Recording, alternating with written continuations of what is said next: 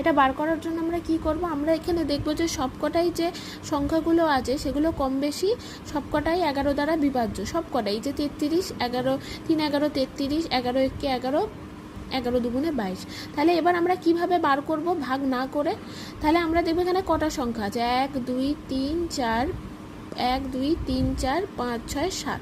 এখানে কটা আছে, 1 2 3 4 5 6 7।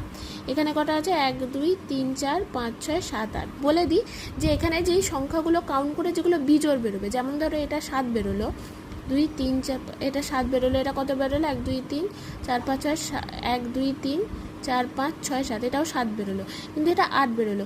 বিজোড় সংখ্যাগুলোর ক্ষেত্রে সেটা কোনোভাবেই 11 দ্বারা বিভাজ্য হবে না, কিন্তু এই যে সংখ্যাটা যেটা 8, মানে যে জোড় সংখ্যাগুলো আছে সেই জোড় সংখ্যাটা 11 দ্বারা বিভাজ্য হবে।